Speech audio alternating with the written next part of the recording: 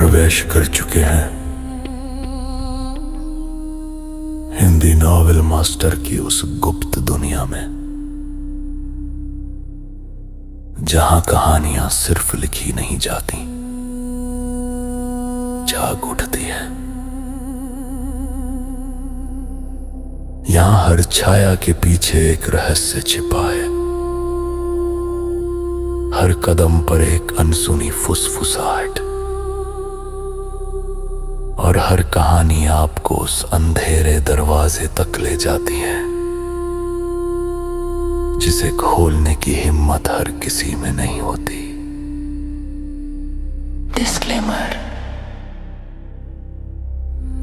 इस संसार के सभी पात्र, घटनाएं और स्थान कल्पना के धुएं से जन्मे हैं। इनका किसी वास्तविक व्यक्ति, संस्था या घटना से कोई संबंध नहीं है। यदि कोई समानता लगे तो याद रखिए, संयोग भी कभी कभी कहानी का हिस्सा बन जाता है। ये सामग्री केवल मनोरंजन और कल्पनाओं की रहस्यमयी यात्रा के लिए है। अध्याय 37 एक झटके में सफाया।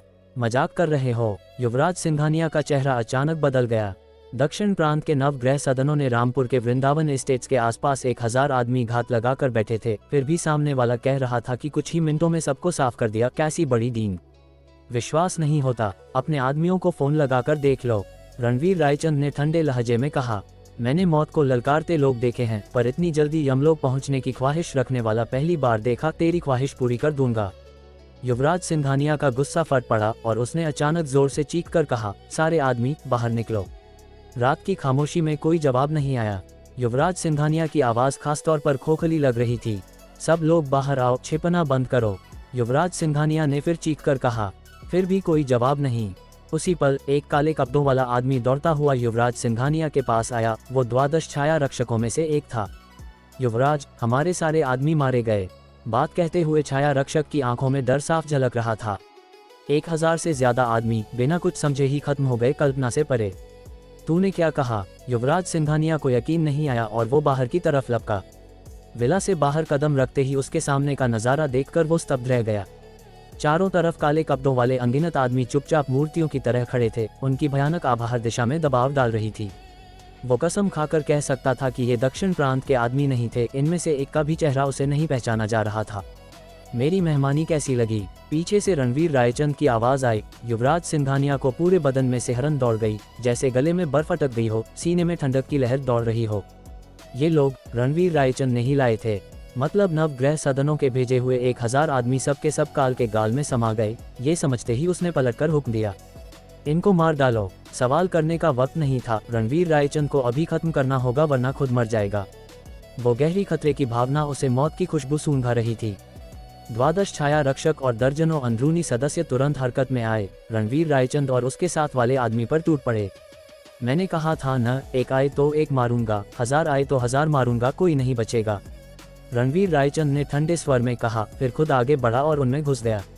विक्रम ठीक उसके पीछे था।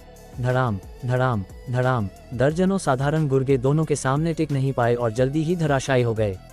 द्वादश छाया रक्षकों के लिए अभी भी जिद्दोजहद चल रही थी।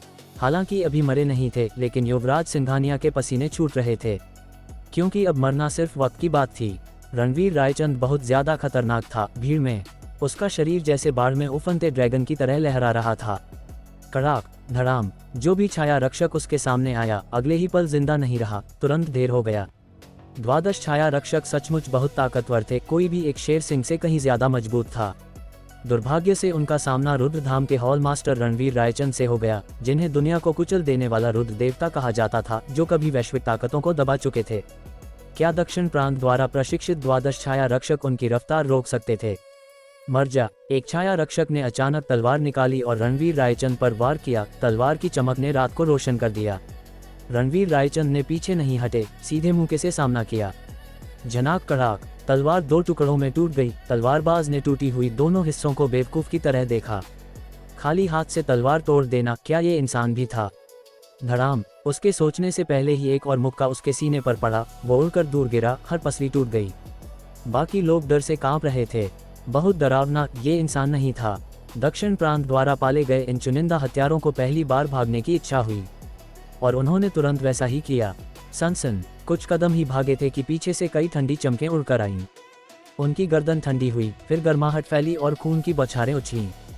धड़ाम धड़ाम धड़ाम, एक के बाद एक छाया रक्षक ढेर होते चले गए। 3 मिनट बाद 12 छाया रक्षकों में से एक भी नहीं बचा। विक्रम ने कड़वी मुस्कान दी। हॉल मास्टर बहुत ज्यादा ताकतवर थे, उसके साथ लड़ने का मौका ही नहीं मिला। रणवीर रायचंद ने अकेले 12 को खत्म कर दिया, उसके लिए कुछ नहीं छोड़ा। इससे वो खुद बेवकूफ लग रहा था। अभी भी मुझे काटने का इरादा है। रणवीर रायचंद ने पलटकर युवराज सिंघानिया की तरफ देखा और मुस्कुराया। वो मुस्कान जितनी चमकदार थी, युवराज सिंघानिया को उतनी ही भयानक लगी। जैसे किसी ने बिजली का झटका दिया हो। उसकी नसें सिकुड़ गईं, बदन कांपने लगा। दक्षिण प्रांत के युवराज के रूप में युवराज सिंघानिया ने हर तरह के सीन देखे थे, लेकिन पहली बार उसका दिल बुरी तरह डर गया। अपने बेटे को तरक्की दिलाने के लिए उसके पिता ने उसे 12 छाया रक्षक दिए थे और नवग्रह सदनों से 1000 आदमी जुटाए थे। लेकिन जैसे ही वे रामपुर में कदम रखे, रणवीर रायचंद दरवाजे पर दस्तक दे चुका था। 1000 आदमी बिना वजह के मारे गए। 12 छाया रक्षक उसके सामने स्वर्ग से धरे। ऐसी भयानक ताकत के सामने उसका रणवीर रायचंद को काटने का वादा पूरी तरह हास्यास्पद था। तभी एक छाया रक्षक जो पूरी तरह मरा नहीं था, उसने बंदूक निकाली और रणवीर रायचंद के सिर के पीछे निशाना साधा। 12 छाया रक्षक बहुत ज्यादा आत्मविश्वासी थे। सोचा था कि सिर्फ मार्शल आर्ट से ही मार देंगे और तुरंत उल्टा पड़ गए। बंदूक निकालने का मौका ही नहीं मिला। अब आखिरकार मौका मिला। तो क्या अगर तू प्रतिभाशाली है, क्या गोली रोक सकता है? क्लिक, उसने ट्रिगर दबाया। गोली नली से निकली और लक्ष्य की तरफ दौड़ी। लेकिन जब गोली रणवीर रायचंद के शरीर से सिर्फ 1 मीटर दूर थी, वो हवा में रुक गई। ये छाया रक्षक हैरान रह गया, यकीन नहीं कर पाया। पल भर में रणवीर रायचंद ने मुड़कर देखा, हवा में रुकी गोली को देखा और उसके होठों पर संतुष्ट मुस्कान खेल गई। बढ़िया परिवर्तन बल से बनी उसकी प्राण कवच अब गोली रोक सकती थी। धड़ाम, प्राण शक्ति के जोर से छिपी ताकत फटी और गोली वापस उड़ गई। फचाक, उसने गोली चलाने वाले छाया रक्षक को ही मार डाला। विक्रम भी चौंक गया। उसे पता था कि हॉल मास्टर आगे बढ़े हैं, लेकिन इतना प्राण से गोली रोकना ये हैरान करने वाला था। बुरा नहीं, युवराज सिंघानिया भाग रहा है, विक्रम ने अचानक चीख कर कहा। रणवीर रायचंद ने नजर डाली और देखा कि युवराज सिंघानिया पूरी रफ्तार से एस्टेट के अंदर भाग रहा था। बेशक भागेगा, अगर गोली भी रणवीर रायचंद को नहीं मार सकती, तो ये आदमी तो बस एक प्रतिभाशाली राक्षस है। युवराज सिंघानिया को 1000 बार पछतावा हो रहा था। उसे रामपुर नहीं आना चाहिए था, उसकी जान जाने वाली थी। काश उसके पास कुछ और पैर होते। पीछा करो, रणवीर रायचंद ने हुक्म दिया। 4 साल पहले उसे मारने की कोशिश करने वालों का राज दक्षिण प्रांत के लोगों के पास था। युवराज सिंघानिया को भागने नहीं देना था। रणवीर रायचंद और विक्रम विला के अंदर दौड़े जब पीछे से जोर की गड़गड़ाहट हुई और हवा के झोंके इमारत के पीछे से उड़ते हुए आए। उन्होंने ऊपर देखा तो एक हेलीकॉप्टर आसमान में उड़ता दिखा। युवराज सिंघानिया उसके अंदर बैठा था। हा, रणवीर रायचंद, ये तो तूने सोचा भी नहीं होगा। इस युवराज ने हेलीकॉप्टर तैयार रखा था। अब देख कैसे मुझे मारता है। आज का हर हिसाब याद रखूंगा, किसी दिन चुकता करेंगे। युवराज सिंघानिया की पागल सी हंसी के साथ हेलीकॉप्टर 100 मीटर से ऊपर उड़ गया और पलक झपकते रात के अंधेरे में गायब हो गया। अध्याय 38। मास्टर चाणक्य। पर्वत सिंह, बाहर आओ और मुझसे मिलो। साला, यहाँ सचमुच हेलीकॉप्टर था। विक्रम ने गाली दी। गाड़ी लेकर पीछा करने की सोच रहा था।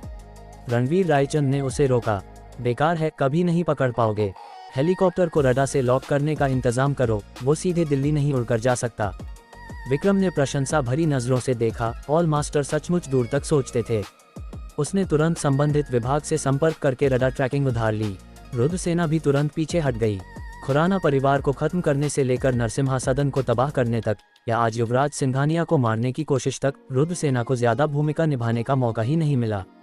रणवीर रायचंद की ताकत अकेले ही सबको साफ करने के लिए काफी थी, लेकिन रणवीर रायचंद के लिए रुद्र सेना को तैनात करने का मतलब इससे कहीं गहरा था। वो घर लौटे ही थे कि विक्रम का फोन आया। रिपोर्ट, हॉल मास्टर, हेलीकॉप्टर को लॉक कर लिया है और हमारे आदमी उसका पीछा कर रहे हैं। अच्छा, नजर रखो। जैसे ही उतरे, पायलट को पकड़कर मेरे पास लाओ, रणवीर रायचंद ने हुक्म दिया। युवराज सिंघानिया के आदमी सब साफ हो चुके थे। अकेले उसे पकड़ना आसान होना चाहिए था, इसलिए रणवीर रायचंद घर पर ही खबर का इंतजार करने लगे।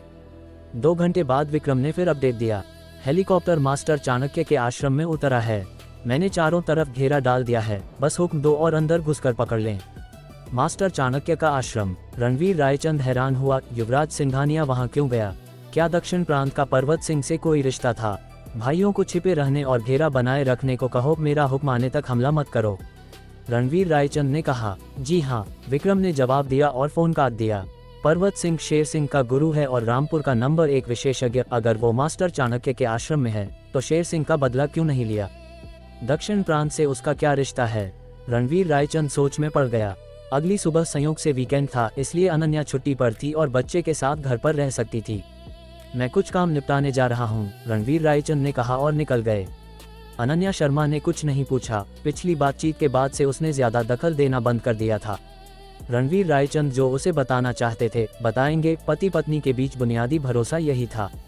वो गाड़ी में बैठे और 1 घंटे से कुछ ज्यादा में रामपुर शहर से बाहर निकलकर एक खूबसूरत घाटी में पहुंच गए।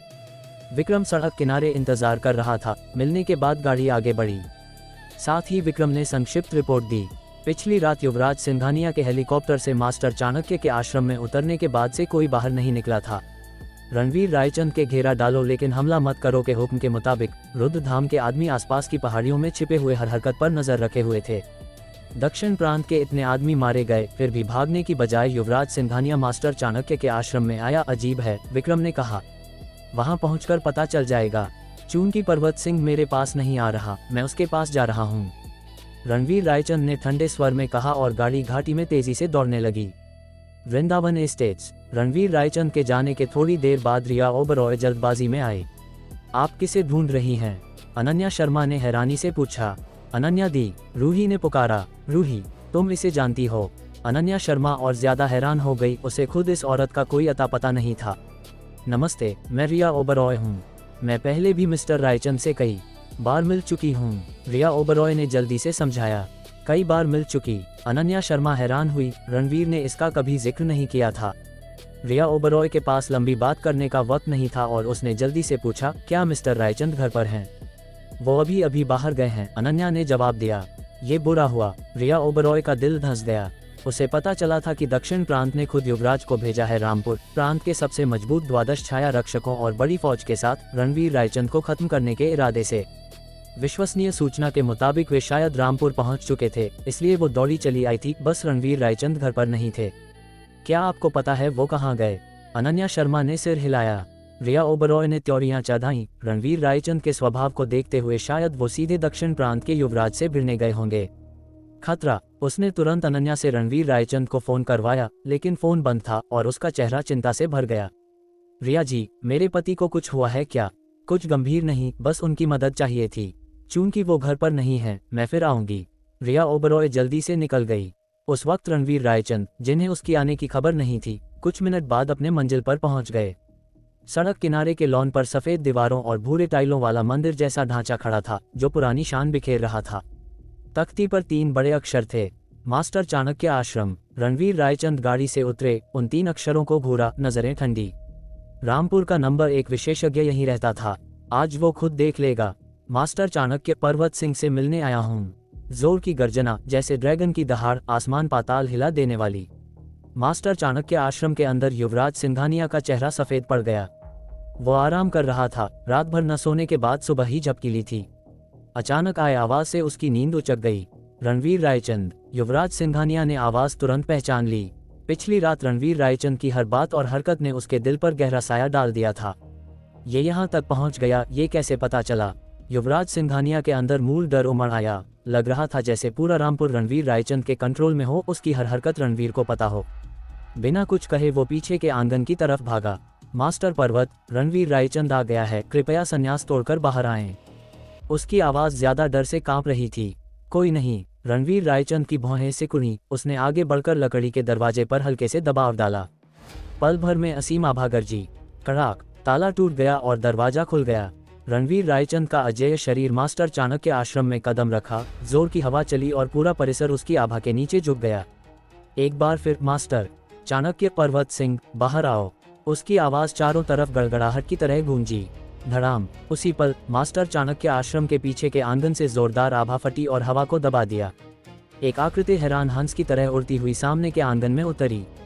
असीम आभा फटी और रणवीर रायचंद पर जोर से दबाव डाला। रणवीर रायचंद का चेहरा शांत रहा और उसने सामने वाले को घूरा। 60 के करीब उम्र का आदमी, चांदी जैसे बाल, मोटे सूती कपड़े और पारंपरिक भारतीय पोशाक में। मैं पर्वत सिंह हूँ, मास्टर चाणक्य आश्रम में शांति के लिए संन्यास लिया है।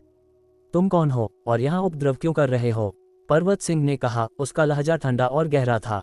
रणवीर रायचंद, मैं मास्टर चाणक्य से एक आदमी मांगने आया हूँ। रणवीर रायचंद, नाम सुनते ही पर्वत सिंह चौंके, फिर उनकी आंखें ठंडी हो गईं।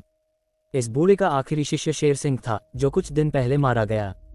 उसे मैंने मारा था, रणवीर रायचंद ने सीधे कबूल किया। अध्याय 39। कुछ खास नहीं। बेशर्म लड़के, तूने मेरे प्रिय शिष्य को मारा, माफी मांगने से इनकार किया और अब मेरे सामने डींग मार रहा है। पर्वत सिंह गुस्से से लाल हो गए, रणवीर रायचंद को घूरते हुए किसी भी पल हमला करने को तैयार। मैं आज शेर सिंह का हिसाब चुकता करने नहीं आया हूँ। मुझे बस तुमसे, पर्वत सिंह, एक आदमी चाहिए। उसे सौंप दो तो मैं तुम्हें और इस जगह को छोड़ दूंगा। रणवीर रायचंद ने अपनी शर्त रखी, पर्वत सिंह को रास्ता दिया। वरना जिस आदमी को वो मारना चाहता था उसे छिपाने की वजह से वो रातों रात रुद्रसेना से इस जगह को मिटवा सकता था। मुझे छोड़ देगा? पर्वत सिंह ने ये सुनकर जोर से हंसा। मजेदार, सचमुच मजेदार। मैं रामपुर में 30 साल से रह रहा हूँ और यहाँ किसी ने मुझे धमकी देने की हिम्मत नहीं की। मास्टर चाणक्य के नाम से रामपुर में कौन उन्हें आदर से नहीं बुलाता। यहाँ तक कि रामपुर के बड़े अधिकारी भी निजी चाय पीने और सेहत की सलाह मांगने आते थे, लेकिन वो मिलने से इनकार कर देते थे। कोई अज्ञात लड़का मास्टर चाणक्य आश्रम में उपद्रव करने आया और उनके सामने बड़े बड़े दावे कर रहा था। पूरी तरह पागलपन। एक जवाब सौंपेगा या नहीं? रणवीर रायचंद ने चट से पूछा। मुझे नहीं पता तू किसे मांग रहा है। मुझे बस इतना पता है कि तूने मेरे प्रिय शिष्य को मारा है और आज तुझे घुटने टेक कर माफी मांगनी होगी। हर कोई खुद को दुनिया का राजा समझता है, लोगों को घुटने टेकने को कहता है। रणवीर रायचंद ने व्यंग्य से कहा, फिर हाथ हिलाया। हर कोने की तलाशी लो। उसके हुक्म पर रुद्रसेना प्रकट हुई और प्रवेश द्वार को पूरी तरह घेर लिया। पर्वत सिंह की नजरें ठंडी हो गईं। मैं संन्यास में था और तुम्हारे लिए बाहर आने की जहमत नहीं उठाना चाहता था। मैंने तुम्हें मौका दिया और तुमने गंवा दिया। अब मुझे यकीन है कि मैं तुम्हें मार डालूंगा। बात कहते हुए उनके शरीर में प्राण शक्ति उमड़ आई, गर्दन की नसें उभर आईं। वो आंतरिक कला के मास्टर थे। वो आगे बढ़े, हथेली से रणवीर रायचंद पर प्रहार किया, भयानक आभा के साथ, हथेली की धार जैसे शून्य स्तर को चीर रही हो। हॉल मास्टर, मैं करूं? विक्रम ने उत्साह से पूछा। अष्टनाग राजाओं में से एक के रूप में रामपुर के नंबर 1 विशेषज्ञ को संभालना उसके लिए कोई बड़ी बात नहीं थी। मुख्य बात यह कि हाल में हॉल मास्टर के साथ लड़ते हुए वो फीका पड़ रहा था। उसे खुद को साबित करने की जरूरत थी। कर ले, रणवीर रायचंद ने सोचकर सहमति दी। बढ़िया। विक्रम ने उत्साह से मुख का पर्वत सिंह के साथ भिड़ाया। धड़ाम, जोर की गड़गड़ाहट गूंजी, शून्य स्तर हिल गया। पर्वत सिंह पीछे हटे, आंखें हैरानी से भरी। रामपुर में इतना ताकतवर आदमी है। तुम कौन हो? विक्रम भी 2 कदम पीछे हटा लेकिन स्थिर हो गया। बहुत शांत लग रहा था। उसने व्यंग्य से मुस्कुराकर कहा, इसे ताकत कहते हो? लगता है तुम्हारा नंबर 1 विशेषज्ञ का खिताब बस नाम का है। सचमुच ताकतवर तो अभी खड़े भी नहीं हुए, वरना पर्वत सिंह शायद एक चाल भी न टिक पाते। घमंडी, पर्वत सिंह गुस्से से गरजे, रामपुर के नंबर 1 को तुच्छ समझे जाने से क्रोधित। उन्होंने प्राण जुटाया और फिर विक्रम पर टूट पड़े। उनकी साधना गहरी थी, पहले से ही प्राण ऊर्जा छोड़ सकते थे। हर प्रहार से शून्य स्तर गूंज रहा था। विक्रम भी कम नहीं थे। अष्टनाग राजाओं में से एक, रणवीर रायचंद के साथ अनगिनत जानलेवा लड़ाइयां लड़ चुके थे। जीवन मृत्यु की परीक्षाओं से घातक कौशल सीखा था। उनके वार दिखावटी नहीं थे, सब घातक। वो पर्वत सिंह से सीधे भिड़ गए। धड़ाम धड़ाम धड़ाम। दर्जन भर आदान प्रदान के बाद पर्वत सिंह और ज्यादा हैरान हुए। सामने वाला खतरनाक और लड़ाई का धुरंधर था। हर आंतरिक तकनीक को रोक दिया और हमले बचाना लगभग असंभव थे। धड़ाम। विक्रम ने मौका देखकर कोहनी से पर्वत सिंह के सीने पर वार किया, उन्हें उड़ा दिया। पर्वत सिंह जमीन पर गिरे, मुंह से खून उगला। अगर उनकी कठोर प्राण कला न होती तो पसलियां चूर हो जाती। बस इतना ही। रामपुर का नंबर 1 विशेषज्ञ हॉल मास्टर को तो हिलना भी नहीं पड़ा। विक्रम ने व्यंग्य किया। आखिरकार खुद को दिखाने का मौका मिला और वो खुश था। खुश होने से पहले ही रणवीर रायचंद ने कहा, विक्रम, तू फिसल गया। तुझे तो एक झटके में मार डालना चाहिए था। विक्रम को लगा जमीन में समा जाए। खुद को दिखाने की कोशिश की और डांट पड़ी। साला। पर्वत सिंह का चेहरा हरा पड़ गया। उन्हें जैसे कोई कीड़ा समझा जा रहा था। रणवीर रायचंद, मैंने सोचा था तुझ में हिम्मत है, लेकिन तू तो बस ताकतवर सहारे के पीछे छिपता है। हिम्मत है तो खुद मेरे सामने आ। विक्रम का चेहरा अजीब हो गया। क्या ये आदमी मौत को बुला रहा था? हॉल मास्टर को चुनौती? पक्का? रणवीर रायचंद ने पूछा। तूने मेरे प्रिय शिष्य को मारा, हिसाब चुकता करना मेरा हक है। मर्द है तो मेरा सामना कर। पर्वत सिंह ने उकसाया। मन ही मन चाहते थे कि रणवीर खुद आए। अगर पहले रणवीर को मार दिया तो उस भयानक लड़ाकू से भाग भी सकता था, भले जीत ना पाए। ठीक है, मैं खुद करूंगा।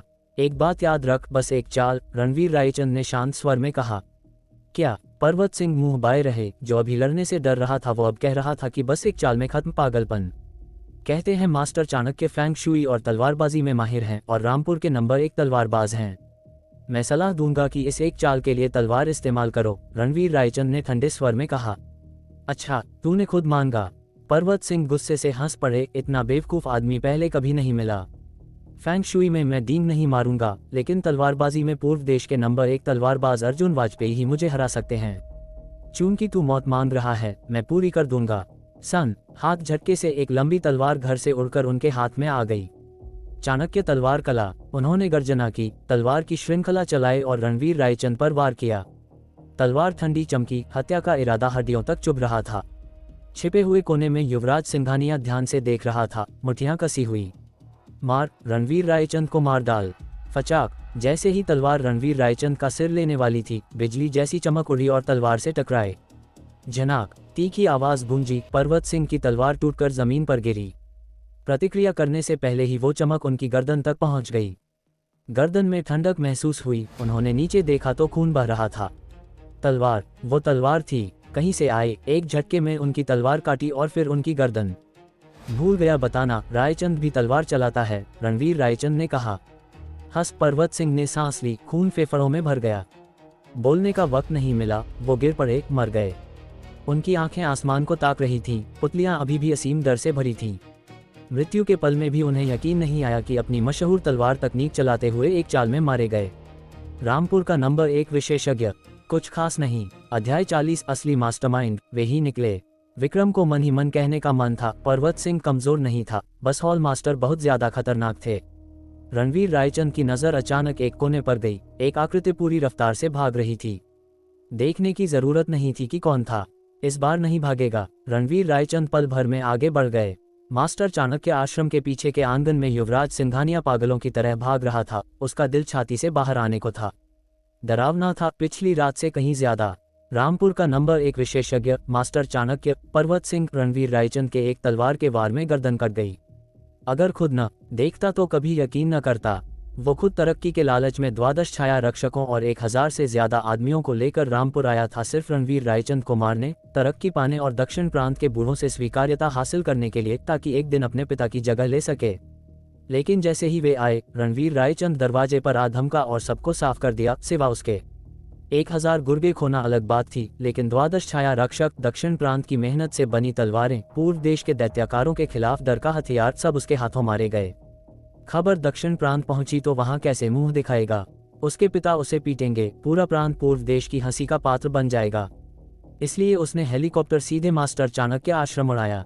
उसने होमवर्क किया था। पर्वत सिंह शेर सिंह के गुरु थे। शेर सिंह के मारे जाने पर पर्वत सिंह रणवीर रायचंद से हिसाब लेंगे। पर्वत सिंह को भर्ती करना उसकी आखिरी उम्मीद थी, और नतीजा उसे सिर्फ डर ही दिया। गरिमा की परवाह नहीं, बस दक्षिण प्रांत वापस भागना चाहता था और रामपुर में दोबारा कदम नहीं रखना। रणवीर रायचंद रुद्र देवता थे, बिल्कुल छूने लायक नहीं। युवराज सिंघानिया ने जिंदगी की सबसे तेज रफ्तार से हेलीकॉप्टर तक दौड़ लगाई और अंदर घुस गया। रोटर घूमने की आवाज आने के बाद ही उसने सांस ली। शुक्र है कि वो चालाक था और पर्वत सिंह के आने पर छिपकर देखता रहा, वरना भागने का मौका ही नहीं मिलता। बिल्कुल पिछली रात जैसा। अगर एक छाया रक्षक ने छिपकर हमला न किया होता तो वो कभी न भाग पाता। आसमान मेरी रक्षा कर रहा है, मुझे मरना नहीं लिखा, युवराज सिंघानिया उत्साह से चिल्लाया। धड़ाम, अचानक जोर का मुक्का कॉकपिट के शीशे पर पड़ा। एक ठंडा चेहरा ठीक उसके सामने प्रकट हुआ। रणवीर रायचंद। युवराज सिंघानिया चीखा, बुरी तरह हाथ पैर चलाकर रोकने की कोशिश की। युवराज, अभी रामपुर के नज़ारे भी ठीक से नहीं देखे, इतनी जल्दी क्यों जा रहे हो?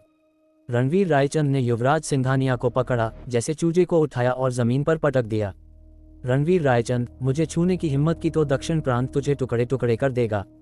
युवराज सिंघानिया चीखा। धड़ाम, रणवीर रायचंद ने उसके सीने पर पैर रखा। कड़ाक, पसलियां टूट गईं और मुंह से खून उगल आया। रणवीर रायचंद, कृपया मुझे मत मारो, जो चाहो दूंगा दूंगा, युवराज सिंघानिया हाँफते हुए बोला, आंखों में डर की बाढ़। जल्दी हार मान ली, दक्षिण प्रांत की इज्जत नहीं डरती, रणवीर रायचंद ने व्यंग्य किया। मुझे तुमसे कुछ नहीं चाहिए, बस एक जवाब। बोलो। युवराज सिंघानिया की आंखें जैसे बचाव की रस्सी पकड़ ली हों। 4 साल पहले दक्षिण प्रांत ने नरसिम्हा सदन से मुझे मरवाया था, असली वजह क्या थी? रणवीर रायचंद ने पूछा। दिल्ली के 7 महान परिवार थे, उन्होंने बहुत पैसा देकर किसी को खत्म करवाया, वो तुम थे। रणवीर रायचंद। युवराज सिंघानिया ने सब उगल दिया, कुछ नहीं छिपाया। दिल्ली के 7 महान परिवार। रणवीर रायचंद ने लंबी सांस ली, हत्या के इरादे को दबाने की कोशिश की। उसे उम्मीद थी, अब पुष्टि हो गई, वाकई वही। 6 साल पहले कपूर, रायचंद, चोपड़ा, वाधवा, शर्मा, सेठी, खुराना और यादव कुल 8 घराने दिल्ली पर 8 पहाड़ों की तरह खड़े थे, हजारों की नजरों में मशहूर दिल्ली के 8 महान परिवार। उनमें रायचंद परिवार कुल ताकत में दूसरा था, व्यापार और विरासत में बेजोड़। सदियों से पुरखों की विशाल विरासत आने वाली पीढ़ियों के हाथों फलनी फूलनी चाहिए थी। लेकिन उस रात बाकी 7 कुलों ने हमला किया, रायचंद परिवार का नरसंहार कर दिया। दर्जनों लोग आग की लपटों में मर गए। सिर्फ रणवीर रायचंद बच निकला और शंकर काका की मदद से रामपुर भागकर खुराना परिवार में ब्याह कर छिपकर रहने लगा। 6 साल, हजारों रातें, उस खूनी नरसंहार को मिटाना असंभव था। उसके पिता जो कुल के लिए मेहनत करते थे, उसकी मेहनती और नेक माँ और उसकी छोटी बहन सिर्फ 12 साल की। एक खुशहाल परिवार एक रात में खत्म हो गया। खून के रिश्ते कभी लौटकर नहीं आएंगे, सोचते ही रणवीर रायचंद का दिल खून के आंसू रोने लगा। उन्होंने उसका कुल मिटाया, फिर दक्षिण प्रांत से उसे मरवाया, जड़ तक खत्म करने की कोशिश, किसी को नहीं छोड़ा। बेरहम। दिल्ली के 7 महान परिवार उन्होंने खुद क्यों नहीं किया? रणवीर रायचंद ने पूछा। अब उन्हें पता था कि वो रामपुर में है, कुछ गुंडे भेजकर खत्म कर सकते थे, दक्षिण प्रांत को बीच में लाना जरूरी नहीं था। रायचंद कुल मिटाने के बाद किसी बड़ी ताकत ने उन्हें चेतावनी दी थी, इसलिए उन्होंने हमारे जरिए करवाया, युवराज सिंघानिया ने जवाब दिया, रणवीर रायचंद के पैर के नीचे हिलने से भी डरते हुए। वो कौन सी बड़ी ताकत थी? रणवीर रायचंद ने दबाव डाला। मुझे नहीं पता, बस इतना ही। कृपया मुझे छोड़ दो, युवराज सिंघानिया ने गिड़गिड़ाया। रणवीर रायचंद ने ठंडी नजरों से घूरा। तुम्हें रामपुर नहीं आना चाहिए था, दक्षिण प्रांत को 7 महान परिवारों और मेरे रायचंद परिवार के बीच नहीं पड़ना चाहिए था। मतलब समझते ही युवराज सिंघानिया और ज्यादा गिड़गिड़ाने लगा, आंसू बहने लगे। वो तो बस तरक्की चाहता था, कभी नहीं सोचा था कि जान जाएगी। विक्रम, वापसी का तोहफा तैयार करो, युवराज को दक्षिण प्रांत वापस एस्कॉर्ट करो। समझ गया। विक्रम ने सिर हिलाया। लंबे साथ से उसे रणवीर रायचंद का असली मतलब पता था। मुझे वापस भेज रहे हो? मुझे नहीं मारोगे? युवराज सिंघानिया स्तब्ध बैठा रहा, फिर धन्यवाद में सिर झुकाया। युवराज सिंघानिया को घसीट कर ले जाने के बाद मास्टर चाणक्य के आश्रम में सन्नाटा छा गया। रणवीर रायचंद आंगन में खड़े रहे, तुरंत नहीं गए। 7 महान परिवारों की ताकत से मेरे रायचंद कुल को मिटाने के बाद कौन सी ताकत उन्हें डरा सकती थी? और उस ताकत का मेरे परिवार से क्या रिश्ता था? उन्होंने लंबे समय तक सोचा, लेकिन कोई सहयोगी याद नहीं आया। दिल्ली, पूर्व देश की राजधानी, 8 महान परिवार, उसके 8 पहाड़, पूरे महाद्वीप के शिखर। कोई ताकत उनसे ऊपर नहीं थी। तब मैं छोटा था, पढ़ाई पर ध्यान था, कुल के मामलों से दूर रखा गया। क्या मेरे माता पिता ने कुछ छिपाया था? वो सोच में पड़ गए। कोई बात नहीं, अब 7 महान परिवारों की पुष्टि हो गई, पुराने नए हिसाब एक साथ चुकता होंगे। रणवीर रायचंद की आंखों में हत्या का इरादा आसमान छूने लगा। उन्होंने आज सुबह इसलिए चुनी थी कि पर्वत सिंह की ताकत परख सकें, लेकिन वो निराशाजनक साबित हुए।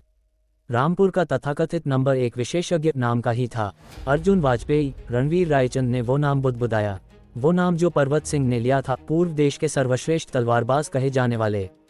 देखते हैं वो नाम के लायक हैं या नहीं। अध्याय 41 छाया संप्रदाय हरकत में आया। सफाई का काम रुद्र सेना को सौंपकर रणवीर रायचंद गाड़ी से घर लौटे। दरवाजे से अंदर कदम रखते ही अनन्या शर्मा दौड़ी आई और उन्हें ऊपर से नीचे तक देखा। कपड़े उतारकर पूरी जांच करने से एक कदम पीछे, पक्का करने के बाद कि खरोंच तक नहीं है, तब पूछा, रणवीर तुम ठीक तो हो? मुझे क्या हो सकता है? रणवीर रायचंद ने मुस्कुराकर कहा। अच्छा। अनन्या शर्मा ने राहत की सांस ली। अचानक इतनी चिंता क्यों? कुछ हुआ क्या? रणवीर रायचंद ने पूछा। उन्होंने अनन्या को कुछ नहीं बताया था, क्या उसने अंदाजा लगा लिया? आज सुबह एक महिला उपनाम ओबरॉय तुम्हें ढूंढने आई थी, बहुत घबराई हुई। तुम्हारा फोन बंद था तो मुझे लगा कुछ हुआ है, अनन्या शर्मा ने कहा। रिया ओबरॉय। रणवीर रायचंद की भौहें सिकुड़ी। अब ये क्या चाहती है? क्योंकि दक्षिण प्रांत ने मुझे मारने के लिए लोग भेजे हैं। हाँ, वही नाम। तुम दोनों करीबी हो क्या? अनन्या शर्मा की आंखों में रणवीर रायचंद ने जलन का स्वाद पढ़ लिया। जिस बात से सबसे डरते थे वो आ ही गई। वो मुझसे कई बार मिली है, उम्मीद थी कि मैं उसके परिवार के किसी सदस्य का इलाज करूं। मैंने इनकार कर दिया, रणवीर रायचंद ने सच कहा। ऐसी बातें साफ साफ बताना बेहतर, जितना छिपाओ उतना बिगड़ता है। इलाज क्यों नहीं किया? मुझे लगता है रिया जी बहुत सुंदर हैं, अनन्या शर्मा ने बुदबुदाया, साफ तौर पर थोड़ा खटका हुआ। हम न रिश्तेदार हैं न दोस्त, कोई वजह नहीं। वैसे भी अगर कुछ गलत हुआ तो डर नहीं कि मुझे मुकदमा हो जाएगा। तो मत करो। अनन्या डर गई। बिना लाइसेंस के दवा करना, अगर कुछ हुआ तो उनका परिवार बर्बाद हो जाएगा। वो फिर कई साल रणवीर रायचंद के लिए इंतजार नहीं करना चाहती थी। और मेरी नज़रों में तुम दुनिया की सबसे सुंदर हो, कोई तुलना नहीं कर सकता, रणवीर रायचंद ने प्यार से कहा।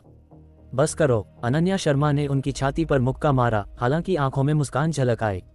रणवीर, चूंकि वो आई थी, शायद जरूरी बात हो, क्यों नहीं पूछ लेते? अनन्या शर्मा ने अब चिंता से कहा। जलन से नहीं, जरूरत नहीं, रणवीर रायचंद ने सिर हिलाया। रिया ओबरॉय चालाक है, हर एहसान के बदले कुछ करवाना चाहती है। वो उलझना नहीं चाहते। उनका ठंडा रवैया देखकर अनन्या शर्मा को थोड़ा अपराध बोध हुआ, उसने ज्यादा सोच लिया था। दोपहर के खाने में रणवीर रायचंद को एक अनजान नंबर से फोन आया। जब उठाया तो घबराई हुई आवाज आई, मिस्टर रायचंद आप हैं? मैं रिया ओबरॉय। रणवीर रायचंद ने अनन्या शर्मा की तरफ देखा। मैंने सोचा शायद जरूरी हो, इसलिए उन्हें तुम्हारा नंबर दे दिया, अनन्या शर्मा ने समझाया। क्या चाहिए? रणवीर रायचंद ने ठंडे स्वर में पूछा। मिस्टर रायचंद, मुझे पक्की खबर है, दक्षिण प्रांत ने खुद युवराज को भेजा है, उनके चुनिंदा हत्यारे, 12 छाया रक्षक और बाकी नवग्रह सदनों से बड़ी फौज। वे पहले से रामपुर में हैं और आज हमला करेंगे। रिया ओबरॉय का लहजा घबराया हुआ था। दक्षिण प्रांत ने छाया रक्षकों तक भेज दिया रणवीर रायचंद को मारने का पूरा इरादा। अगर वो न भागे तो नतीजा सोच से परे होगा। रणवीर रायचंद के होंठों पर ठंडी मुस्कान खेल गई। जानकारी के लिए शुक्रिया रिया जी, लेकिन बहुत देर हो चुकी। दूसरी तरफ रिया ओबरॉय चौंकी। उसके जवाब देने से पहले रणवीर रायचंद ने आगे कहा, मैंने सब सुलझा लिया है। भविष्य में अगर कुछ हो तो मुझे अकेले बताना, मेरे परिवार को मत घसीटना। और फोन काट दिया। रिया ओबरॉय फोन को घूरती रह गई। युवराज बेटी, क्या हुआ? हरी काका ने पूछा। रिया ओबरॉय ने गुस्सा निगलकर सपाट स्वर में कहा, वो कहता है सब सुलझ गया है। दक्षिण प्रांत के भेजे लोगों को सुलझा लिया। हास्यास्पद, ये रणवीर रायचंद बहुत घमंडी है। नवग्रह सदनों की फौज भूल जाओ, बस प्रांत के छाया रक्षक ही पूर्व देश को डराने वाली तलवार हैं। रणवीर रायचंद क्या कर लेगा? मुझे भी यकीन नहीं कि वो दक्षिण प्रांत को संभाल सकता है, रिया ओबरॉय ने सहमति दी। युवराज बेटी, मुझे लगता है तुम बहुत नरमी दिखा रही हो। तुमने हर तरह का सम्मान दिया और वो फिर भी मना कर रहा है।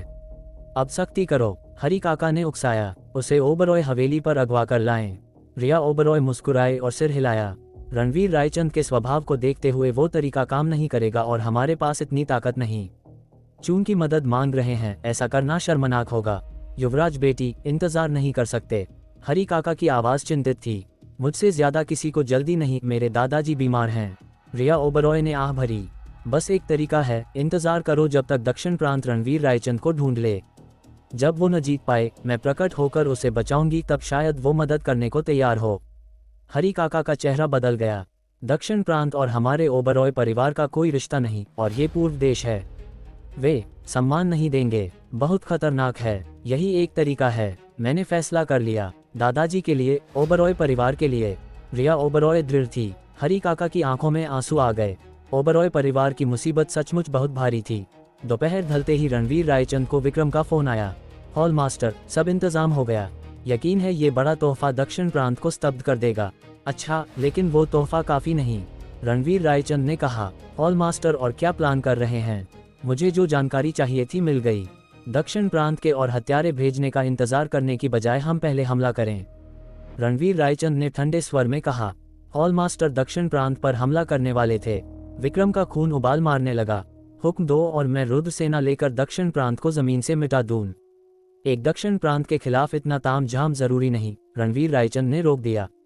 तो छाया संप्रदाय के लोग पहुंच गए होंगे, रणवीर रायचंद ने शांत स्वर में कहा। छाया संप्रदाय? विक्रम की आंखों में हैरानी चमकी। उसकी नजरों में रणवीर रायचंद रुद्रधाम के मास्टर हैं, दूसरों के लिए वो संप्रदाय नेता हैं, छाया संप्रदाय के नेता। छाया संप्रदाय रणवीर रायचंद द्वारा बनाई गई एक और रहस्यमयी संस्था थी। अगर रुद्रधाम हर दिशा को दबाने वाली जंगली तलवार है, तो छाया संप्रदाय छिपी हुई तलवार है, आमतौर पर म्यान में अज्ञात, एक बार बाहर आई तो कुछ नहीं रोक सकता। विक्रम की याद में बनने के बाद हॉल मास्टर ने कभी छाया संप्रदाय को तैनात नहीं किया। हॉल मास्टर के रक्त भूमि में संन्यास लेने के बाद विक्रम को अफसोस था कि शायद जिंदगी में छाया संप्रदाय को हरकत में देखने का मौका न मिले। अब 1000 दिनों की तैयारी के बाद तलवार चल रही है। छाया संप्रदाय, वो अत्यंत रहस्यमयी संस्था, आखिरकार हरकत में आ रही थी। विक्रम का खून पहले कभी नहीं इतना उबला। अध्याय 42 नवग्रह सदन तबाह। उदयपुर पूर्व देश के 10 पृथ्वी स्तरीय नगरों में से एक। उस वक्त शहर के बाहरी इलाके में एक आरामदायक विला में कई मध्यम आयु के आदमी चाय पीते हुए गपशप कर रहे थे, जबकि सुंदरियां उनकी मालिश कर रही थीं। वैसे हॉल मास्टर इस रणवीर रायचंद का बैकग्राउंड क्या है? उसने सचमुच नरसिम्हा सदन को मिटा दिया। खुद युवराज आए हैं और हमने अपने नवग्रह सदनों से 1000 आदमी दिए हैं। सुनने में छाया रक्षक भी रामपुर गए हैं, ये तो ज्यादा ही हो गया। बोलने वाला व्याघ्र सदन का कोर सदस्य था, चेहरा शक से भरा। व्याघ्र सदन दक्षिण प्रांत के 10 महान सदनों में से एक था। वो उदयपुर पर राज करता था, इलाके की आर्थिक रीढ़ पर कब्जा जमाए हुए। ये पर्वतीय विला उसकी संपत्तियों में से एक था। साथ ही व्याघ्र सदन स्थानीय सबसे बड़ी ताकत था। उसकी शान हर दिशा में गूंजती थी, कोई हिम्मत नहीं करता था उकसाने की। वे सड़क के गुंडे नहीं थे, लगभग वैध मार्शल गेट थे, जिसमें महान मास्टर स्तर का मार्शल कलाकार किला संभालता था। व्याघ्र सदन मास्टर 60 के करीब था। कनपटियां उभरी हुई, आंखें खोलते बंद करते बिजली चमकती। हॉल मास्टर और प्रशिक्षित लड़ाकू के रूप में उसने दक्षिण प्रांत में 20 उथल पुथल भरे साल उदयपुर में गुजारे थे, हर बड़ा सीन देखा था। लेकिन अब किसी के सवाल सुनकर उसका चेहरा कड़वा हो गया। साफ कहूं तो दक्षिण प्रांत में आने के बाद मैंने मुख्यालय को इतने बड़े स्तर पर हरकत में कभी नहीं देखा। हमसे आदमी मांगना भूल जाओ, कोई एक छाया रक्षक भी मुझसे ऊपर है, फिर भी सबको रणवीर रायचंद नाम के उस लड़के को मारने भेजा गया। हैरान करने वाला है। मुझे लगता है तुम ज्यादा सोच रहे हो, शायद नरसिम्हा सदन कमजोर था और शेर सिंह में स्किल की कमी थी, किसी ने बीच में कहा। शायद। व्याघ्र सदन मास्टर पूरी तरह सहमत नहीं था। 10 सदनों के सालाना सम्मेलन में वो शेर सिंह को देखता था, उसे काफी जानता था। शेर सिंह की ताकत उससे बहुत पीछे नहीं थी। आखिर उसका गुरु पर्वत सिंह था, जो रामपुर में भी कुछ नाम रखता था। वैसे भी दक्षिण प्रांत के 10 महान सदनों में से कोई कमजोर नहीं कहला सकता। कहते हैं रणवीर रायचंद परिवार का वंशज है, उम्र अभी कम होगी। कौन सा रायचंद परिवार और कौन सा? दिल्ली के 8 महान कुलों में शुमार रायचंद परिवार 6 साल पहले एक रात में मिटा दिया गया। व्याघ्र सदन मास्टर ने ठंडे स्वर में कहा। रायचंद परिवार का अभी वंशज बचा है। सब स्तब्ध रह गए। लेकिन ये वंशज युवराज के आदमियों के साथ रामपुर पहुंचते ही नर्क भेज दिया जाएगा। दक्षिण प्रांत जिसे मारना चाहता है वो कभी नहीं बचा। व्याघ्र सदन मास्टर की आवाज ठंडी थी, आंखों से सर्वोच्च दबदबा बिखर रहा था। तुम में से कौन व्याघ्र सदन मास्टर है? उसी पल एक लाल कपड़ों वाली महिला चुपचाप बाहर से विला में आई, चेहरा घूंघट से ढका। किसी को पता नहीं चला वो कहां से आई। मैं हूं, क्या चाहिए? व्याघ्र सदन मास्टर ने पूछा। तुम्हें आखिरी यात्रा पर भेजने, लाल कपड़ों वाली महिला ने ठंडे स्वर में कहा। आखिरी यात्रा पर भेजने? व्याघ्र सदन मास्टर ठिठक गया, फिर जोर से हंसा। उदयपुर की अपनी जमीन पर तू? फचाक। उसकी बात अचानक रुक गई। एक चांदी की सुई उसकी गर्दन में चुभ गई, खून की धार बह निकली। तू और सांस लेने का वक्त नहीं मिला। व्याघ्र सदन मास्टर कुर्सी से गिर पड़ा। इस आसपास के सबके बदन में डर की सिहरन दौड़ गई। बात करते करते हॉल मास्टर मर गया। प्रशिक्षित मार्शल दाव मास्टर, फिर भी प्रतिरोध का थोड़ा सा भी मौका नहीं मिला। तू आखिर है कौन? व्याघ्र सदन के सदस्य चीखे खड़े हो गए। लाल कपड़ों वाली महिला ने कुछ नहीं कहा। हाथ झटके से कई चांदी की सुइयां उड़ाईं। फचाक फचाक फचाक कई कोर सदस्यों को लगी और एक के बाद एक ढेर हो गए। अपने लक्ष्य खत्म करके लाल कपड़ों वाली महिला भूत की तरह गायब हो गई, जैसे कभी आई ही ना हो। आने वाले घंटों में उदयपुर का व्याघ्र सदन अज्ञात हमलावरों से कुचला गया। बेकसूर राहगीर डर से भागे। दक्षिण प्रांत के 10 महान सदनों में से एक उदयपुर में इतिहास बन गया।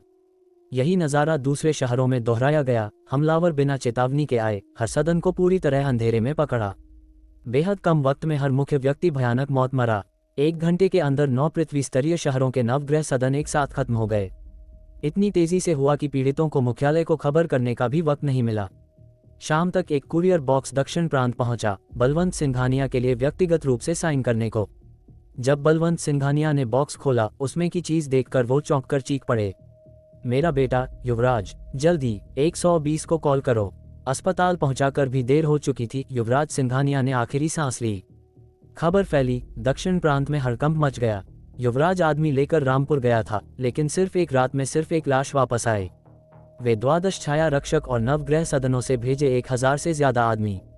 कोर सदस्यों में से किसी की हिम्मत नहीं हुई सोचने की, सीने में ठंडा डर फैल गया। उन्होंने तुरंत संपर्क करने की कोशिश की, कोई जवाब नहीं, जैसे धरती से गायब हो गए हों। क्या हुआ था इसका जवाब देने की जरूरत नहीं थी। उनकी नजरों में रामपुर जीता जागता नर्क बन गया था। जो गया वो कभी लौटा नहीं। रणवीर रायचंद बलवंत सिंघानिया अपने बेटे की लाश के सामने घुटनों पर बैठा आसमान की तरफ गर्जना की।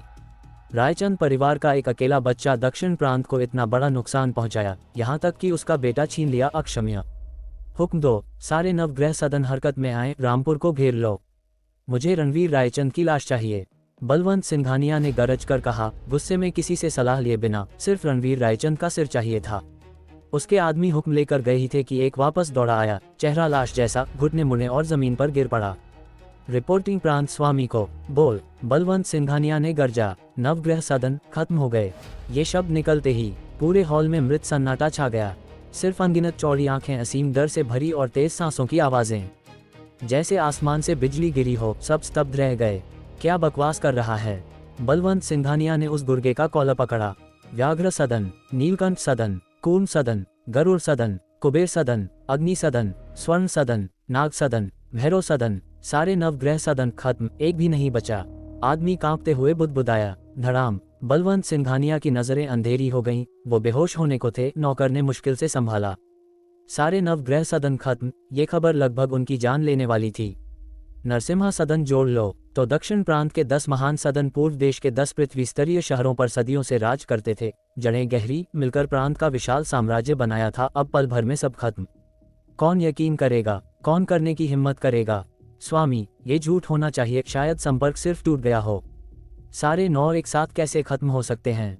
क्या अलग अलग ताकतें 9 जगहों पर एक साथ हमला कर सकती हैं? सही, गलती जरूर है। रणवीर रायचंद से जोड़ना भी नहीं बनता। वो रामपुर में है, 9 जगहों पर एक साथ कैसे सदन मिटा सकता है? आवाजें उठी, बहस छिड़ गई। बलवंत सिंघानिया ने जल्दी खुद को संभाला। जांच करो, मुझे सच चाहिए। दक्षिण प्रांत ने तुरंत 9 जगहों पर आदमी भेजे। आखिर में जो नतीजा निकला वो स्तब्ध करने वाला था। न सिर्फ नवग्रह सदन एक साथ खत्म हुए, बल्कि उनके तबाह होने का अंतराल आधे घंटे से भी कम था। जब बलवंत सिंघानिया को रिपोर्ट मिली तो उनका सारा संयम खत्म हो गया। जांच न करवाते तो बेहतर था। नतीजों ने उन्हें पागलपन के कगार पर पहुंचा दिया। वे सदन दक्षिण प्रांत की मेहनत से पाले गए थे। एक सदन एक शहर की रखवाली करता था। जहां सदन था, वहां प्रांत का प्रभाव था। साथ ही हर सदन का नेता जबरदस्त ताकतवर था। मार्शल दाव मास्टरों में गिना जाता। साधारण लोग मुकाबला नहीं कर सकते थे। फिर भी आधे घंटे में सारे 9 सदन मिट गए। बिल्कुल अकल्पनीय। अध्याय 43। मैं तुमसे शर्त लगाती हूँ। दक्षिण प्रांत पहले से ही पूर्व देश की सबसे बड़ी ताकत था। पूरे महाद्वीप में कोई उससे ऊपर नहीं था। फिर भी नवग्रह सदन इतिहास से मिटा दिए गए, इससे पहले कि एक भी संदेश बाहर जा पाता। और हमलावर की पहचान का कोई सुराग नहीं मिला। एक विशाल आतंक की छाया ने पूरे दक्षिण प्रांत को घेर लिया। हर तरफ दहशत का आलम था। अगर दुश्मन ने एक झटके में नवग्रह सदन को नेस्तनाबूद कर दिया तो वो कभी भी दक्षिण प्रांत को मिटा सकता था। शायद अगले ही पल, अगले घंटे, अगले दिन दक्षिण प्रांत का नामो निशान मिट जाए। आज से कोई भी परिसर से बाहर नहीं निकलेगा। बलवंत सिंघानिया ने सबसे सख्त हुक्म दिया। जब तक दुश्मन का पता नहीं चल जाता, वो हिलने की हिम्मत नहीं कर सकते थे। रणवीर रायचंद के लिए तो अब किसी को मारने भेजने की बात ही नहीं रही। कौन जानता था कि आगे क्या होगा? ये साबित करने का कोई प्रमाण नहीं था कि रणवीर रायचंद ने किया, मगर हर इशारा उसी की तरफ था। युवराज सिंघानिया का शव लौटाना, फिर नवग्रह सदन को तबाह करना, शायद ये सिर्फ एक चेतावनी थी। रामपुर, वृंदावन एस्टेट्स। रणवीर रायचंद बालकनी में खड़ा था, हाथ पीछे बांधे, दिल्ली की तरफ देखता हुआ। विक्रम पीछे खड़ा था। उसने अभी अभी खबर दी थी और अब तक संभल नहीं पाया था। बहुत तेजी से हुआ था। छाया संप्रदाय ने सिर्फ आधे घंटे में नवग्रह सदन को इतिहास बना दिया। छाया संप्रदाय का पहला सार्वजनिक कदम देखकर विक्रम को उनकी ताकत का अंदाजा हो गया। रुद्रधाम के हॉल मास्टर ने जो सबसे रहस्यमयी संगठन बनाया था, वो वाकई डरावना था। रणवीर रायचंद का चेहरा पूरी तरह शांत था। छाया संप्रदाय की क्षमता से बिल्कुल आश्चर्यचकित नहीं। अगर वो इतना भी नहीं कर पाते तो संगठन भंग ही कर देना चाहिए था। फिर भी उसे खुशी हुई कि इतने लंबे समय तक रक्तभूमि में छिपे रहने के बाद भी छाया संप्रदाय के सदस्यों ने अपनी ट्रेनिंग नहीं छोड़ी थी। रुद्र सेना के 10 लाख सैनिकों से तो तुलना नहीं हो सकती, मगर छाया संप्रदाय का हर सदस्य दुनिया में दुर्लभ योद्धा था। हॉल मास्टर, जब छाया संप्रदाय इतना शक्तिशाली है तो सीधे दक्षिण प्रांत को क्यों नहीं मिटा दिया? विक्रम ने हैरानी से पूछा। दिलावर खुराना संभाल नहीं पाया तो नरसिम्हा सदन की मदद मांगी। नरसिम्हा सदन संभाल नहीं पाया तो दक्षिण प्रांत से मदद मांगी। अगर दक्षिण प्रांत भी संभाल नहीं पाएगा तो अगला कौन होगा? रणवीर ने मुस्कुराते हुए पूछा। विक्रम को तुरंत समझ आ गया। हॉल मास्टर दक्षिण प्रांत को मजबूर कर रहे थे कि वो और भी बड़ी ताकत को बाहर निकाले। और दक्षिण प्रांत के पीछे कौन है, इसका अंदाजा रणवीर को था। सबसे आगे 7 महान परिवार। उस समय 7 महान परिवारों को एक रहस्यमयी शक्ति ने चेतावनी दी थी और डर गए थे। तब उन्होंने बड़ी रकम देकर दक्षिण प्रांत को आगे किया था। अब जब दक्षिण प्रांत निशाना हटाने में नाकाम रहा और इतना बड़ा नुकसान उठाया, तो वो जरूर 7 महान परिवारों से सलाह लेंगे। दक्षिण प्रांत को मजबूर करने से बेहतर था 7 महान परिवारों को मजबूर करना। 7 महान परिवारों, 6 साल पुराना हिसाब मैं एक एक पैसे का चुकता करूंगा, रणवीर ने ठंडे स्वर में कहा। तभी उसकी नज़र तेज हो गई। पास की विला में 2 परिचित आकृतियां दिखीं। क्या ये लोग इतने जुनूनी हैं कि मेरी निगरानी करते रहते हैं? रणवीर की आंखें ठंडी हो गईं। वो घर से बाहर निकला और सीधा पड़ोस की विला में पहुंचकर बेल बजाई। हरी काका ने दरवाजा खोला। रणवीर ने बीच में टोका, रिया ओबरॉय कहाँ है? रणवीर जी को रिया से क्या काम है? रिया ओबरॉय प्रकट हुई, सफेद हॉल्टरनेक मैक्सी ड्रेस में, गर्दन लंबी, त्वचा बर्फ जैसी कुलीन अंदाज में। क्या तुम मेरी जासूसी कर रही हो? रणवीर ने सीधा पूछा। उसकी ठंडी आभा से हरी काका तन गए, डर गए कि कुछ हो न जाए। रिया मुस्कुराए। पिछली बार मैंने कहा था कि पड़ोस का घर किराए पर लिया है, आज शिफ्ट हो गई। ऐसा कुछ था लगता है। रणवीर की आंखों में क्षण भर शर्मिंदगी झलकी। उसकी आभा थोड़ी ढीली पड़ी, मगर नजर अभी भी ठंडी थी। यहाँ आकर तो खुलेआम निगरानी करना आसान हो जाएगा। मुझे ऐसा परेशान करना पसंद नहीं। रणवीर जी, आपने हमारी युवा मालकिन को गलत समझा। हरी काका सह न सके। आपको पता था कि आज दक्षिण प्रांत वाले आएंगे, फिर भी आपने युवा मालकिन की सलाह नहीं मानी, इसलिए वो खुद यहाँ पहरा देने आईं। दक्षिण प्रांत वाले आए तो उन्हें खतरे में पड़कर भी बचाना पड़ेगा। ये कहकर हरी काका रणवीर को घूरने लगे, अंदर से खौल रहे थे। अगर उनसे मदद मांगने की जरूरत न होती तो इतनी बेइज्जती न सहनी पड़ती। उनकी युवा मालकिन ने उसके लिए इतना कुछ सहा, मगर वो एहसान भी नहीं मानता। हाय, रणवीर ने आह भरी। उसे इन बातों का जिक्र करने का इरादा नहीं था। माफ कीजिएगा रणवीर जी, हरी काका थोड़े गुस्से में आ गए, मगर उनका मतलब बुरा नहीं। माफी तो मुझे मांगनी चाहिए, मैंने आपको गलत समझा। सब समझने के बाद रणवीर ने अपनी आभा पूरी तरह समेट ली, चेहरे पर माफी का भाव। कोई बात नहीं, अगर अभी जाना चाहें तो वक्त है। आपकी पत्नी और बच्ची के लिए मेरे रहते दक्षिण प्रांत थोड़ा बहुत तो चेहरा देगा, उन्हें नुकसान नहीं पहुंचाएगा। रिया ने शांत स्वर में कहा। रिया जी, शायद अब बहुत देर हो चुकी है, विक्रम ने मुस्कुराते हुए कहा। देर? क्या मतलब? रिया हैरान हुई। कुछ खास नहीं, दक्षिण प्रांत वाले नहीं आएंगे, इसलिए मुझे लेकर चिंता मत कीजिए, रणवीर ने कहा। मुझे पक्की खबर है, वो रामपुर में हैं, आएंगे ही नहीं। रिया ने पूछा। मेरी बात काफी है, रणवीर ने आत्मविश्वास से मुस्कुराते हुए कहा। रणवीर जी, आप सचमुच बहुत ज्यादा आत्मविश्वास रखते हैं, मगर आत्मविश्वास हमेशा अच्छा नहीं होता।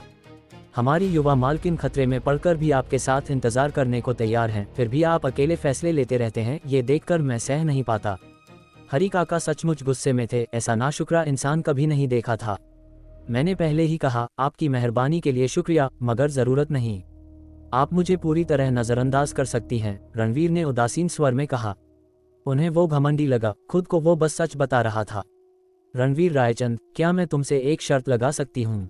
रिया ने अचानक पूछा। कैसी शर्त? अगर दक्षिण प्रांत वाले नहीं आए तो तुम जीते, मैं तुम्हारी कोई भी शर्त मानूंगी। अगर आए तो तुम हारे और तुम ओबरॉय परिवार की मदद करोगे। फिर भी जब तक दक्षिण प्रांत रामपुर में तुम्हें मारना चाहेगा, मैं तुम्हारी रक्षा करूंगी। ये शर्त का हिस्सा नहीं, बस रणवीर रायचंद के प्रति मेरा व्यक्तिगत सम्मान। रिया ने पूरी गंभीरता से कहा। तुम सचमुच चालाक औरत हो, रणवीर ने कहा। ठीक है, शर्त लगाते हैं, मगर मैं अभी बता दूं, तुम जरूर हारोगी। आधी रात तक नतीजा नहीं निकलता, तुम्हारे हारने की अभी भी गुंजाइश है, रिया ने ठंडे स्वर में कहा। रणवीर ने सिर हिलाया, कुछ और नहीं कहा और विक्रम के साथ चला गया।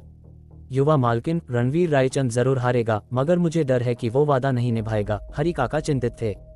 रणवीर रायचंद को भले मैं पूरी तरह न समझ पाई हूँ, मगर मुझे यकीन है कि वो अपना वचन निभाएगा, रिया ने आत्मविश्वास से कहा।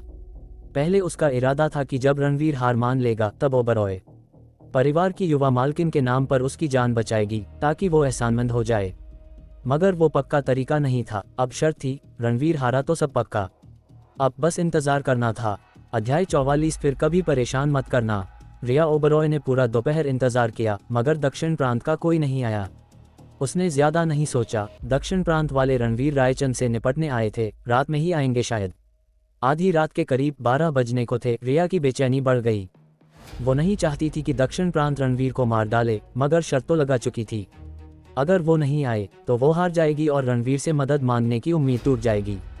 जब घड़ी की सुइयां आधी रात पार कर गईं, रिया का दिल बर्फ हो गया। दक्षिण प्रांत का कोई नहीं आया, वो हार गई।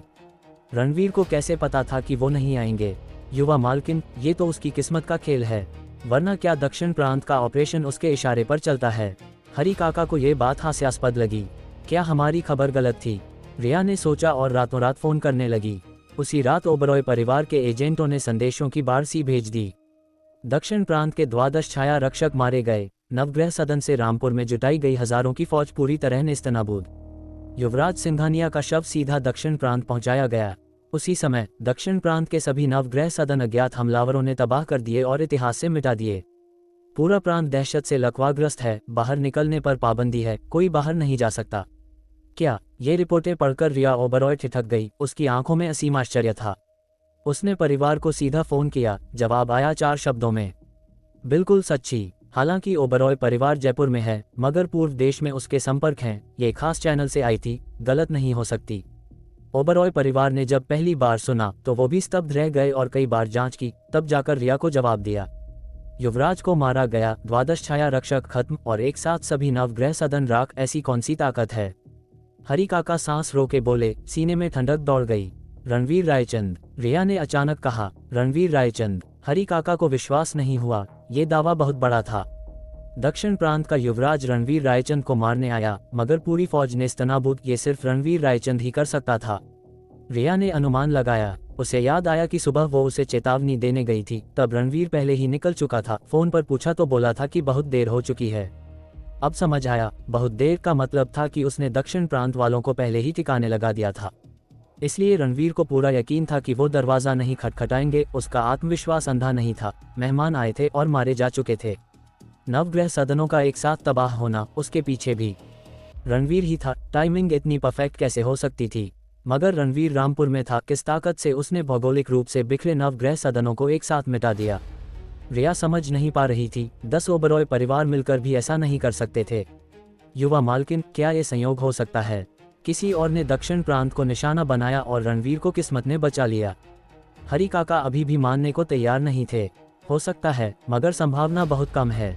हमारी शुरुआती जांच पूरी तरह गलत थी। रणवीर रायचंद बिल्कुल साधारण नहीं है। रिया रुकी, फिर बोली। हरी काका, एक बात याद है क्या? जब हम रामपुर एयरपोर्ट पर उतरे थे, वहां एग्जीक्यूटिव्स और फ्लाइट अटेंडेंट्स की पूरी लाइन सम्मान में खड़ी थी। रिया ने तेजी से कहा। याद है, बिल्कुल। हरी काका ने सिर हिलाया। क्या वो स्वागत आपकी आने के लिए नहीं था? रिया ने सिर हिलाया। अब सोचती हूँ, बिल्कुल नहीं। शायद वो रणवीर रायचंद का स्वागत कर रहे थे।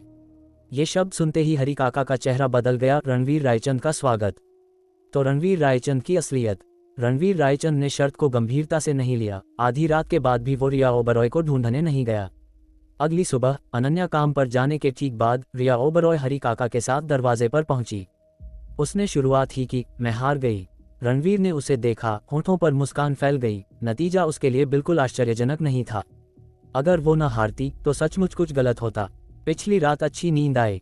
रिया ने कड़वी मुस्कान दी।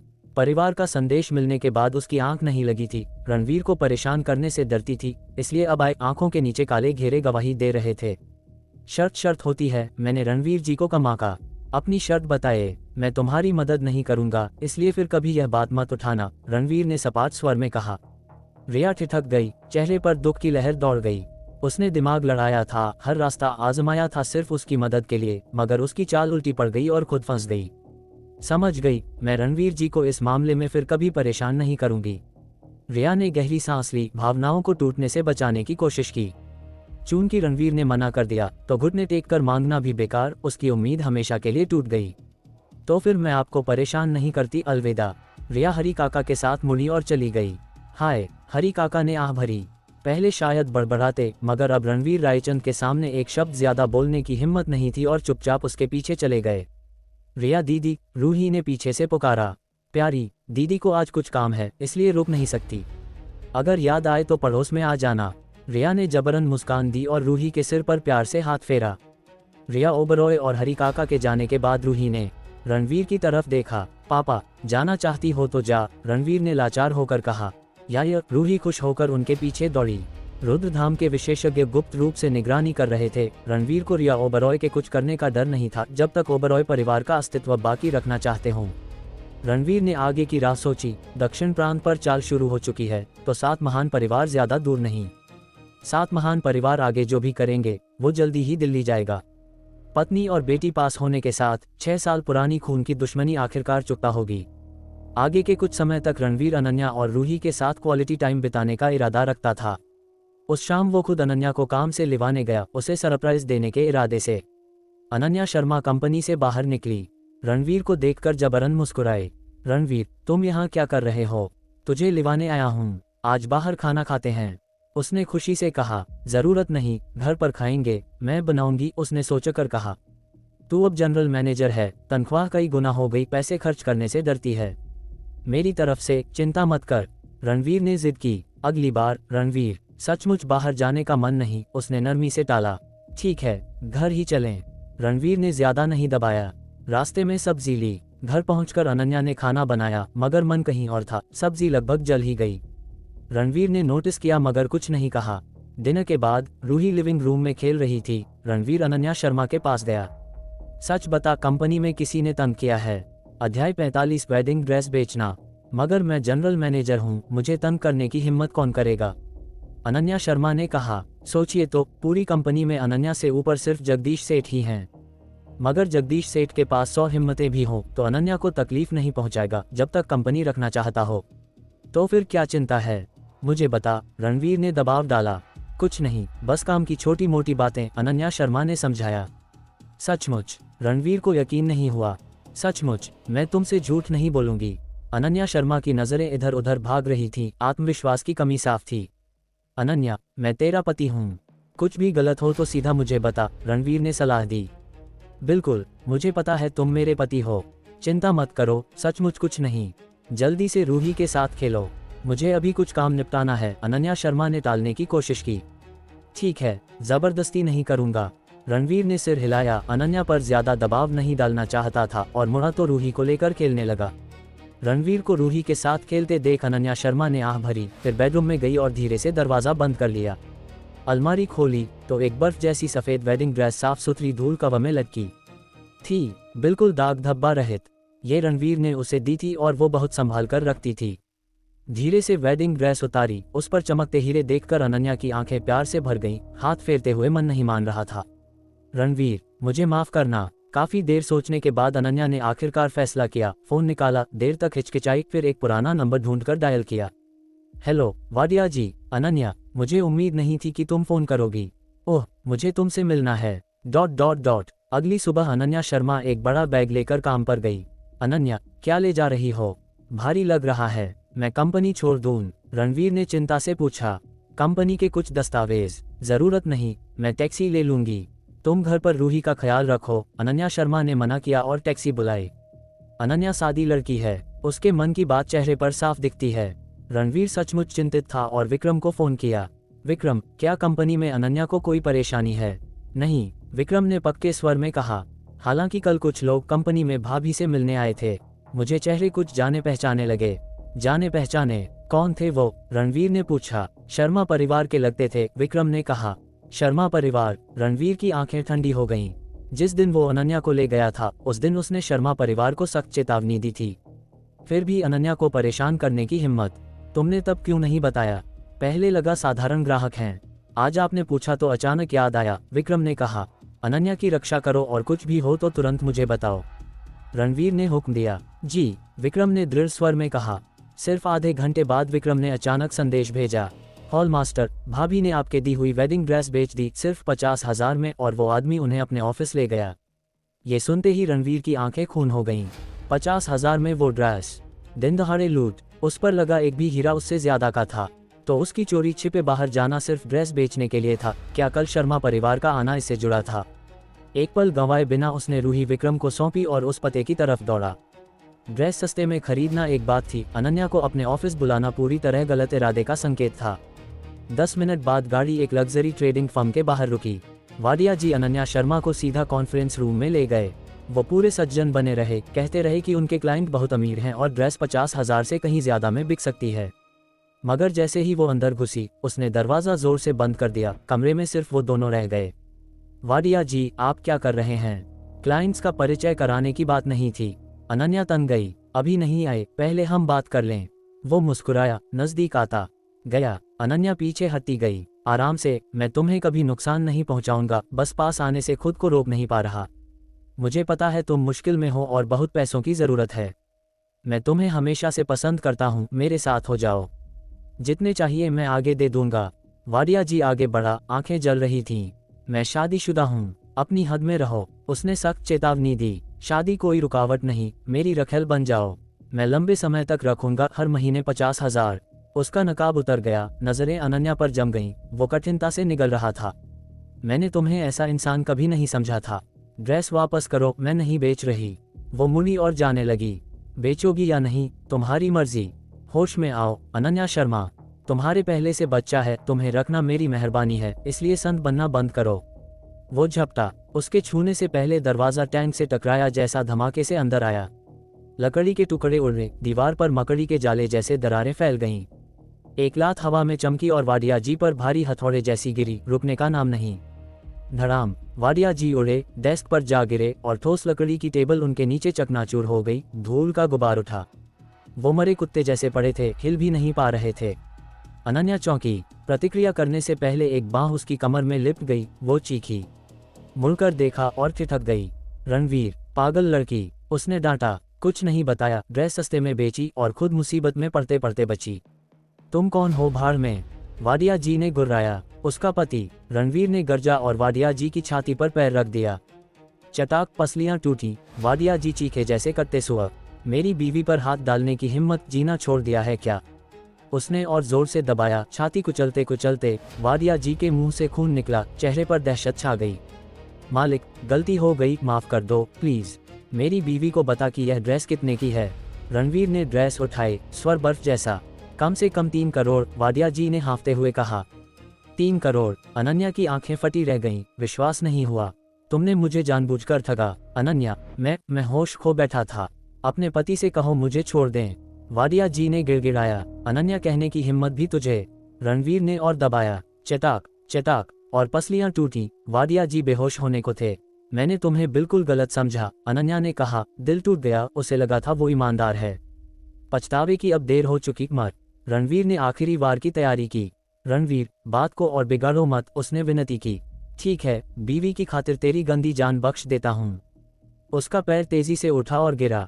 धड़ाम धड़ाम धड़ाम। 4 लातें, बाहें और टांगें टूट गईं। वाडिया जी बेहोश हो गए। चलो। रणवीर ने ड्रेस ली और उसे बाहर ले गया।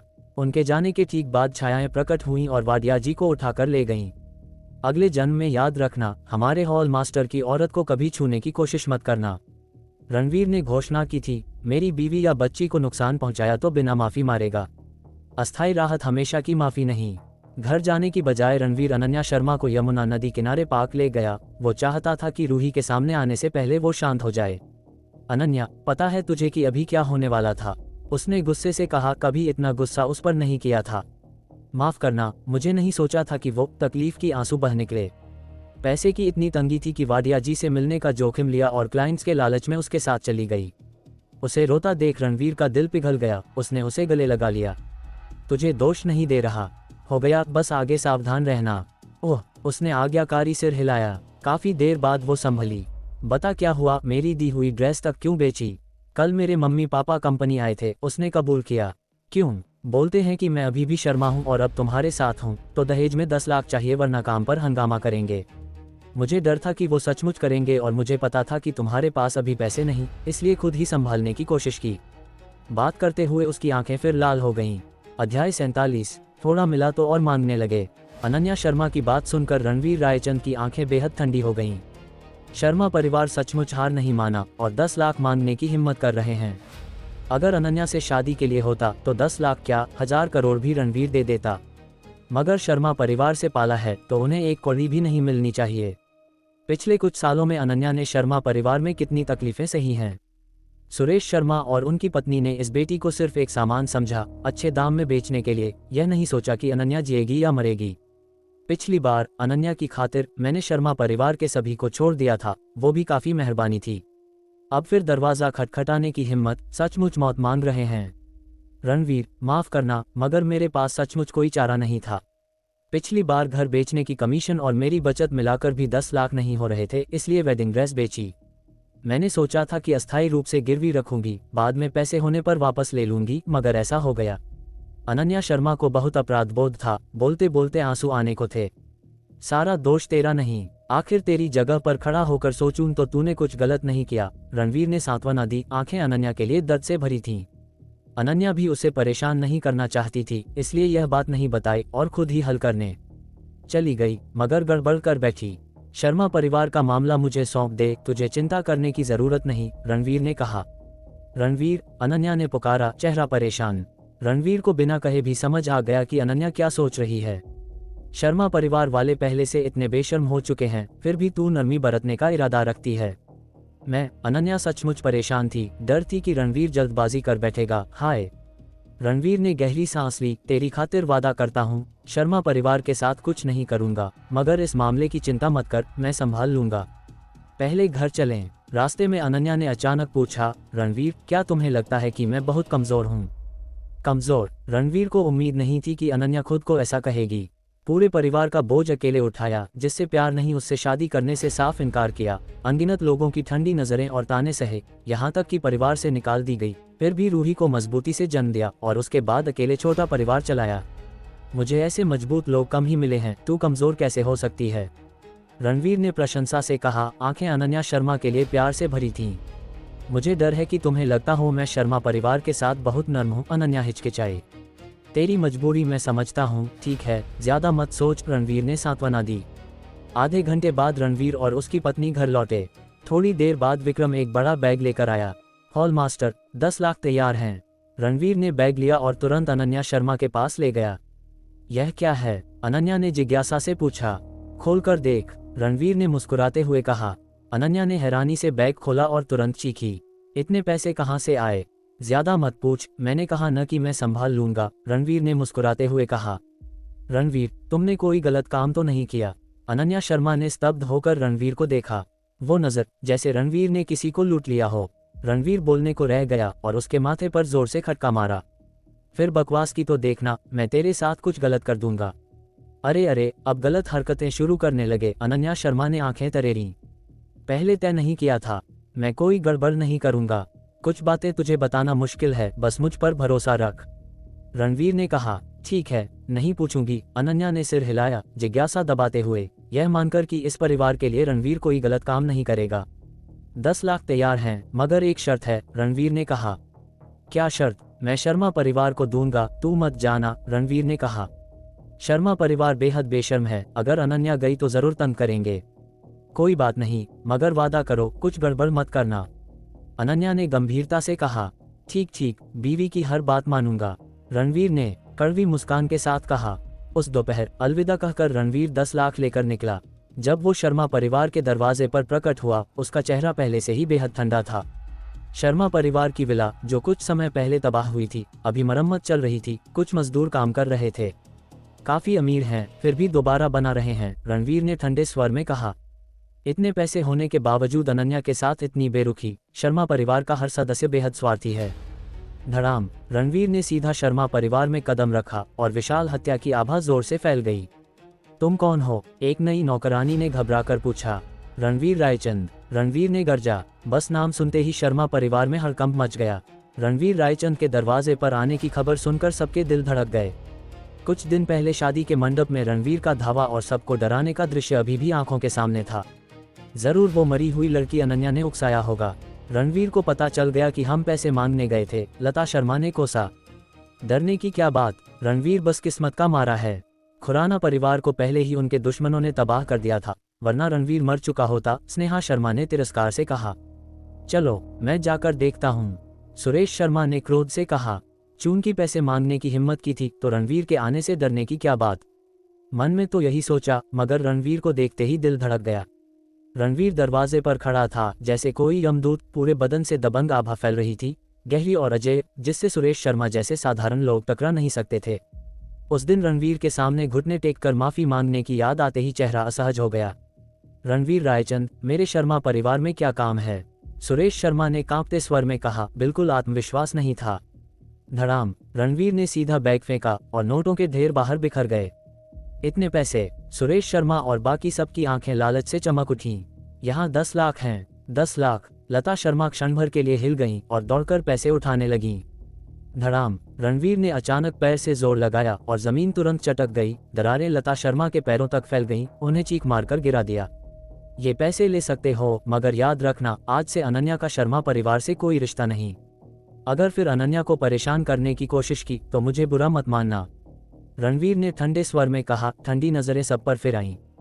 हॉल में क्षण भर सन्नाटा छा गया। कोई उसकी आंखों में आंखें डालने की हिम्मत नहीं कर रहा था। दिल तेज धड़क रहे थे, जैसे नर्क के द्वार पर खड़े हों।